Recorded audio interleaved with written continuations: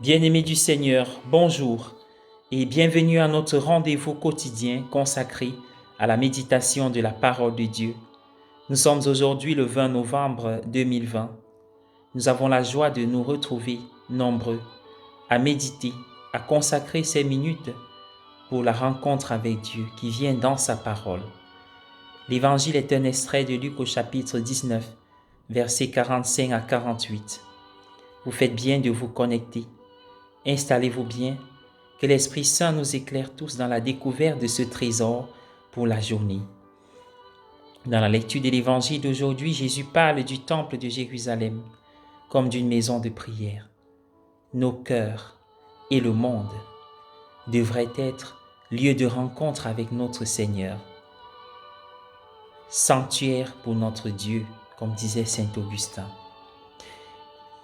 Jésus avait clairement le sentiment que certaines des autres activités qui se déroulaient dans le temple allaient à l'encontre du fait qu'il s'agissait de la maison ou du lieu de prière que Dieu voulait que le temple soit. Chaque église paroissiale est une maison de prière. Nous nous réunissons dans notre église paroissiale en temps normal pour prier ensemble, en tant que communauté. Les gens viennent également dans l'église pendant la journée pour leur prière personnelle.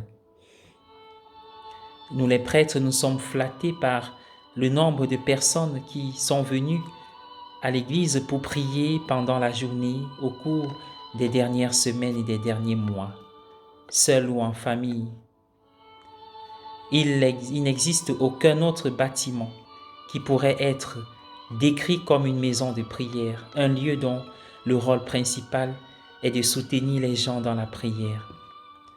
Nous avons besoin de tels espaces dans notre monde très occupé avec toutes ces nombreuses et diverses activités, sollicitations et vitesses. Il est dit dans l'évangile d'aujourd'hui que les gens étaient suspendus aux lèvres de Jésus, accrochés à ses paroles. Comme il enseignait au temple, notre église paroissiale est également un lieu où nous entendons la parole du Seigneur. Que ce soit en écoutant avec d'autres personnes la proclamation de cette parole dans le cadre de l'Eucharistie ou d'autres activités liturgiques, ou que nous y soyons pour réfléchir sur la parole du Seigneur qui nous est destinée tranquillement et seuls. Nous voyons parfois des gens parcourir les pages du missel, du lectionnaire, des livrets de prière Magnificat, prions à l'église et bien d'autres, afin de prier tranquillement avec la parole de Dieu. Nous entrons dans une maison de prière, bien sûr pour prier et pour nous accrocher à la parole du Seigneur, mais surtout afin de pouvoir sortir pour témoigner de l'amour et de la présence du Seigneur avec plus d'énergie et de courage. Voilà un schéma, le schéma d'entrée et de sortie qui devrait être au cœur de notre vie de disciples du Seigneur, qui entrent pour prier et sortent pour vivre ce qu'ils ont prié, ce qu'ils ont reçu.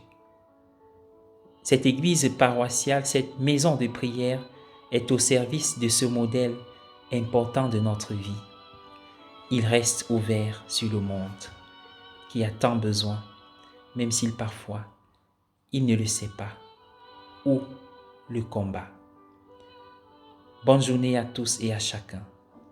Je vous invite à prier avec moi une prière par l'intercession de Sainte Rita, patronne des causes difficiles. Au nom du Père et du Fils et du Saint-Esprit. Amen. Sainte Rita, avocate des causes désespérées, priez pour nous. Sainte Rita, nous avons recours à vous, que tous proclament la sainte des impossibles. Nous sommes angoissés, dans une impasse. Nous vous implorons, car nous avons confiance en vous, et nous espérons être rapidement exaucés, car vous êtes proche de notre Père du ciel. Rendez le calme à notre esprit. Nous ne voyons pas la solution humaine, mais nous vous confions tout ce que nous vivons.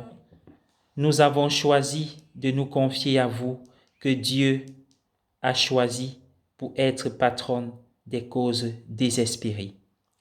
Sainte Rita, l'avocate des causes désespérées, si nos péchés sont un obstacle à la réalisation de nos désirs, obtenez-nous de Dieu la miséricorde et le pardon. Ne permettez pas que nous restions plus longtemps dans l'angoisse et daignez répondre à la confiance que nous plaçons en vous.